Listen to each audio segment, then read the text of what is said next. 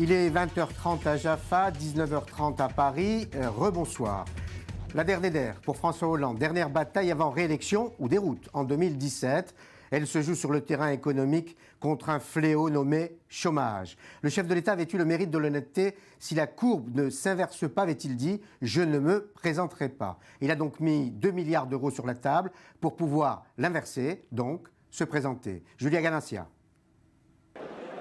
François Hollande le sait, c'est le plan de la dernière chance. Dernière année pleine de son mandat, le président fait de l'inversion de la courbe du chômage la condition de sa candidature à un second mandat en 2017. Il annonce une bataille pour l'emploi. Ce qui compte, c'est d'aller regarder ce qui peut être créé dans notre pays au-delà même de quelque échéance électorale que ce soit. Ce qui compte, c'est de faire les réformes jusqu'au bout.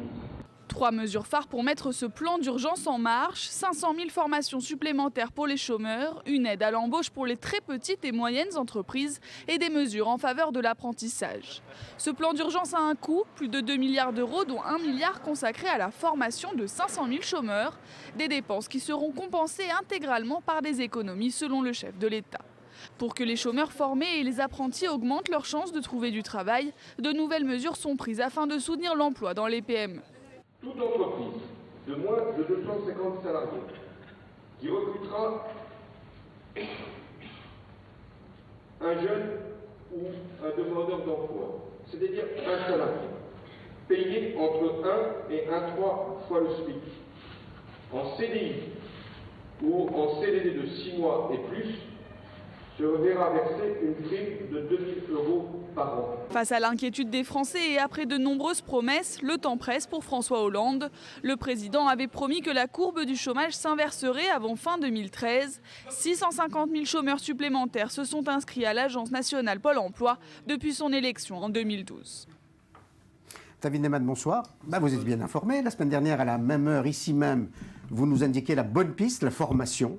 Ah oui. Annoncée par François Hollande, donc bravo, mais cette piste sera-t-elle suffisante? Alors, on aimerait y croire, hein. Ce ne sera pas aussi simple que ça. On a entendu François Hollande. Alors, plan d'urgence, ça ressemble surtout à un plan de rattrapage et surtout un plan peut-être de dernière chance pour François Hollande, là, pour avant 2017, hein, forcément. L'inversion de la courbe, ça fait longtemps que plus personne n'y croit. 600 000 Français, on l'a entendu, hein, ont perdu leur emploi depuis 2012 et l'arrivée au pouvoir de François Hollande. Donc, la France s'enfonce depuis un bon moment dans ce chômage de masse, 10%, à comparer avec les 4,5% en Allemagne, les 5,5% au Royaume-Uni. Donc, un risque de rupture sociale qui est réel. Alors, des raisons de croire quand même à une amélioration, oui, il y en a. Il faut l'avouer, elles sont avant tout conjoncturelles. La croissance, d'abord, elle est attendue à 1,6% pour cette année, contre 1 à 1,2% en 2015. On rappelle qu'on crée de l'emploi dans un pays comme la France à partir d'environ 1,5%. Donc c'est pas mal.